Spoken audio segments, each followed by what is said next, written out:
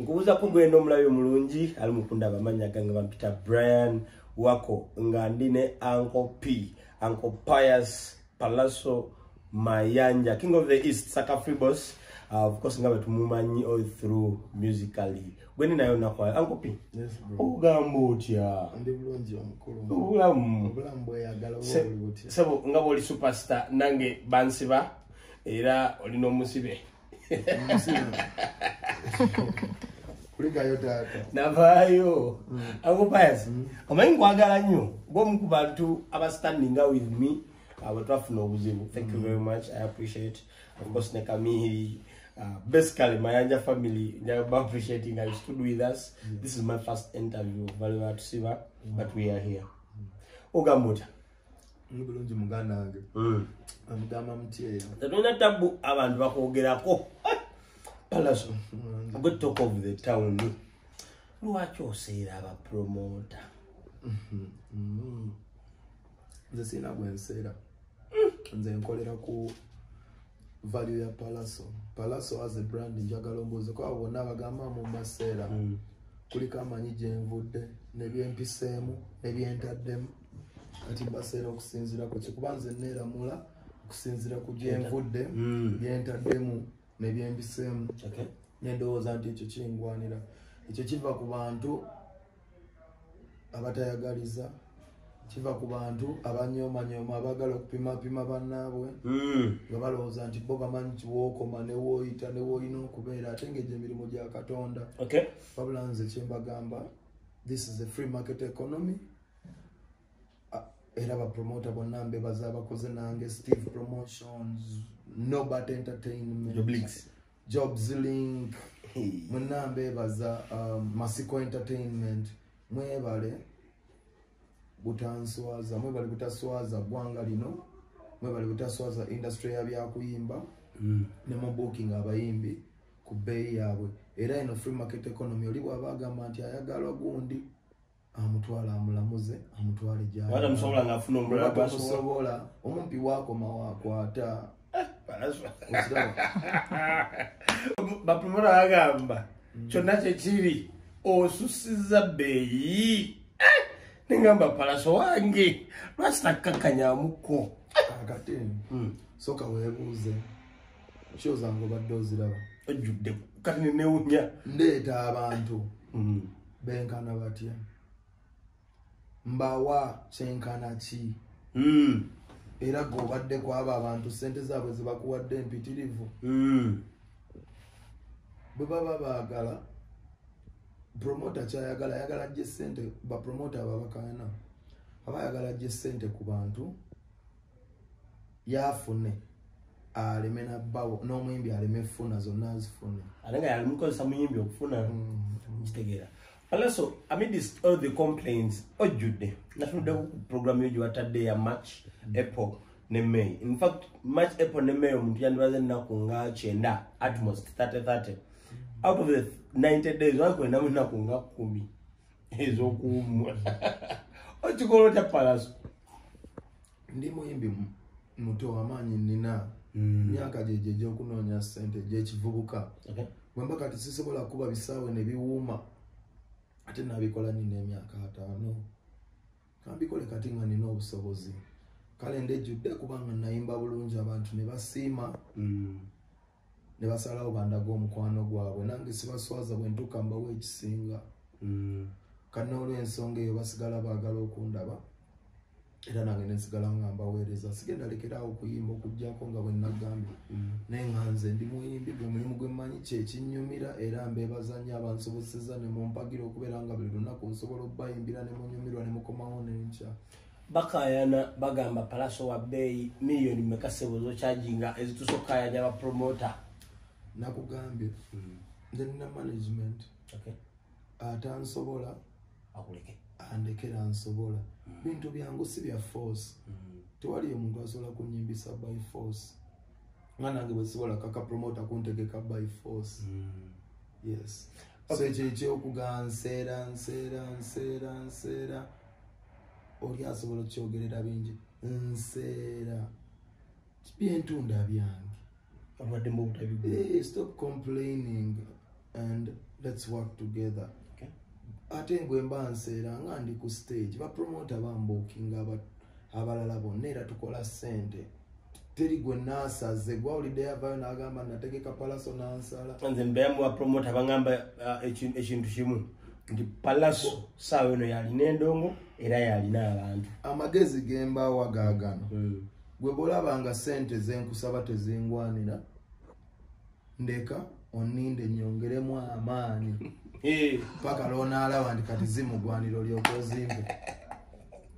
Pallaso wisdom will kill you one day. Kakati mbefanako bwekyo nga tutunuliye ku Kampala natunudde kalenda yonna paka May 27th ndoza bivule biri e Kampala bitono.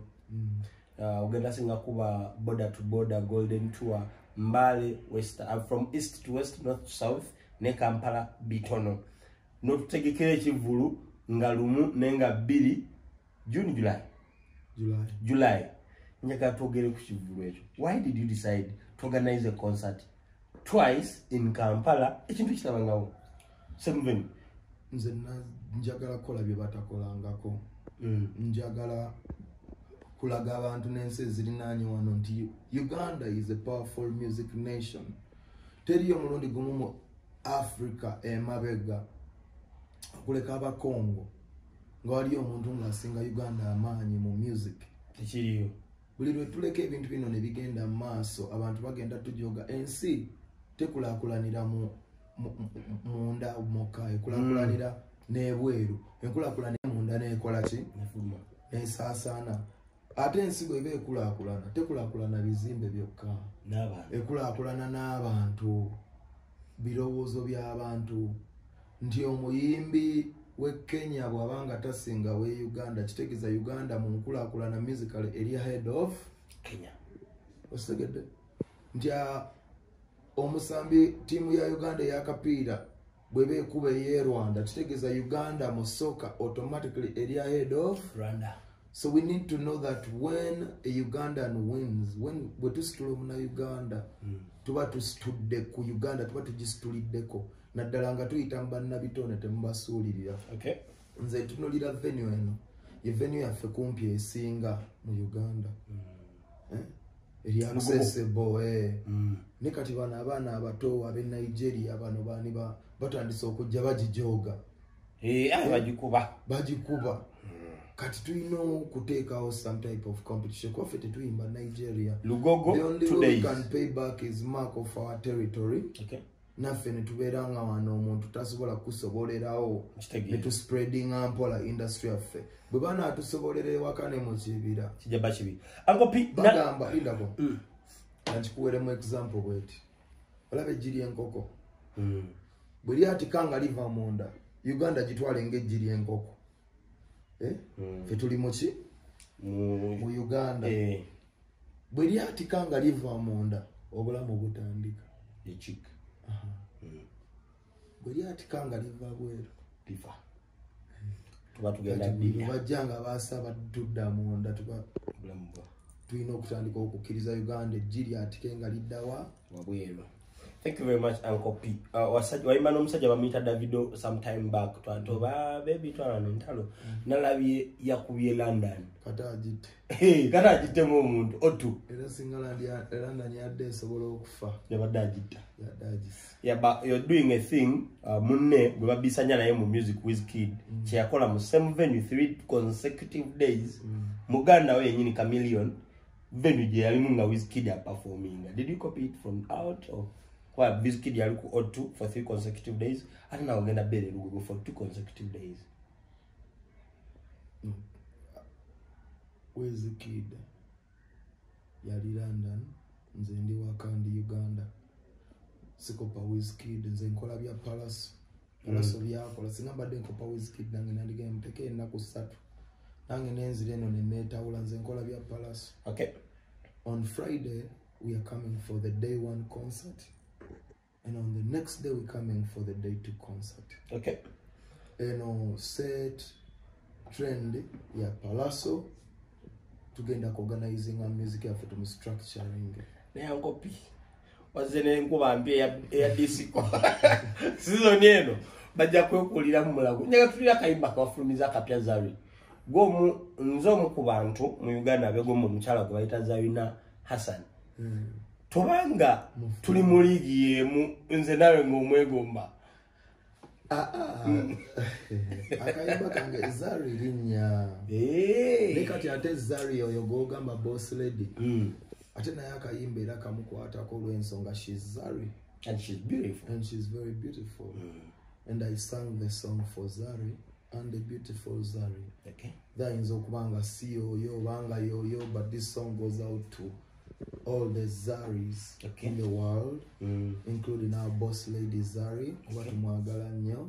Nange era birowoozo by'ogambye ebimu. Nawe omwagala nga nze. She's very beautiful. Okay. Manyi ndinze kamuligi. Tuli bangi bwave wagika echopa oba yitse wali okajje wange simanyi echopa ya inshallah we love you Zari and appreciate you. Okay. I hope you love my song. Okay, that was nice. Video yadi agenda follow my anytime soon, I think in less than a week or two. Okay. Yes. Uncle P, red net trend your Flumiza music.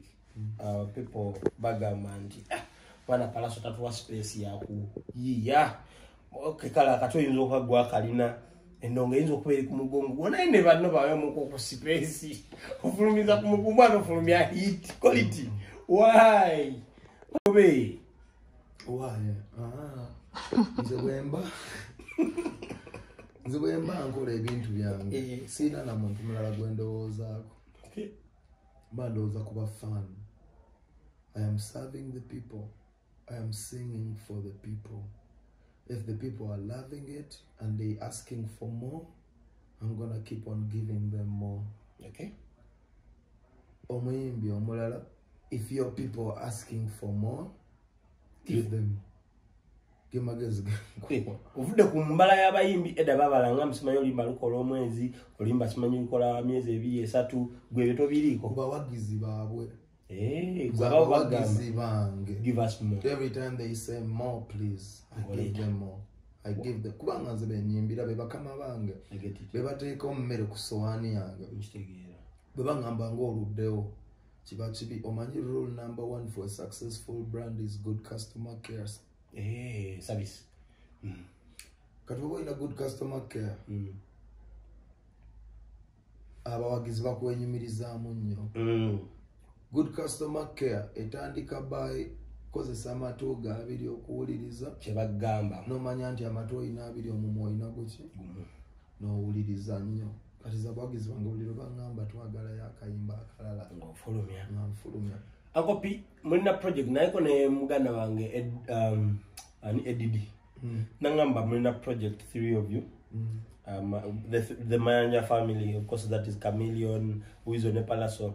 But still, tuze tukulaba mu video ya Chameleon empya gye bayita ku mubwesigwa mwabadde mu basatu. Wana video gye twalimu nga tuli ku Mirano naye tenabafuluma mwabadde mu basatu. Mulina project basatu. Kiki mugezaako okubala? Sikitegeerawo. Kiki kye nagambye nti bw'onodda ku bintu by'abamayanja bijja kwogeza obwamu olwala omutwe gwabwereere. Bamayanja twagala music. Twatandika okuyimba nga teri atusasula kutandika. Ate tetusobola lekeraawo olw'okuba tusasudde tulekeraawo. We really love this music. We would really love to see eggwanga lyaffe nga tulisitula musically to levels abantu gye batasobola di-challengingirako, and that's what we're here to defend. Music waffe tumukwasa abantu bangi ng'emumanyi abantu bangi bayimbi babaagala. Naye nobody I don't think has ever delivered like Mayanjas in Ugandan music history. Nedda. So ate twazudde nti unity is power. Okay, kwegatagimanyi. Yes, so tugenda kukola ebintu bingi nnyo nga bamayanja kubanga era gentuwuliriza abantu ne bagamba bamayanja muyimba bulungi mwenna naye nkolagana eyamwe yeyongeremu mukolere wamu ki let's see more. So abantu batubanjiza oluyimba luno emyaka kati ndowooza nga okenze njaga myaka nga 7-5 baagala oluyimba luno basatu era nenkwatagana bakulu banyanga naye abantu tubabwe kye baagala. People love this. Kiki wagambye ngo kye bakusaba Chowa. People love us. Takayimba tukakolera katabo nyo, produced by Pole Nesim. Ian Nesim, yeah. Puli, yeah. So kagenda kubakaja, but it is a very good song, and thank you guys. One month, but funny bafemwana. Temuko watu wa requests zamwe. We are here listening at your service. Kale, Uncle Peter yanza by the kanukama. Palaso yomukwaba bayimbi abalina studios ewaka obache tuita homes obache kufumisiza wako kumo because Bwoba we base what mulino lota oba nofuna vibe ngoyingirya studio. The next corridor is your studio. So natula ngao ngandabe dachika zemalanga ngokugenda ku studio nga nindani kozikendeza, so it helps productivity buli mode jemba mu solo jimba mu luyimba awama. Kale, my name is Brian Wako, madene Uncle P, Uncle Pallaso, the most booked artist omwaka biali. Toka twakaguta andi naye. Kale, muwe mulunyi mwera ba.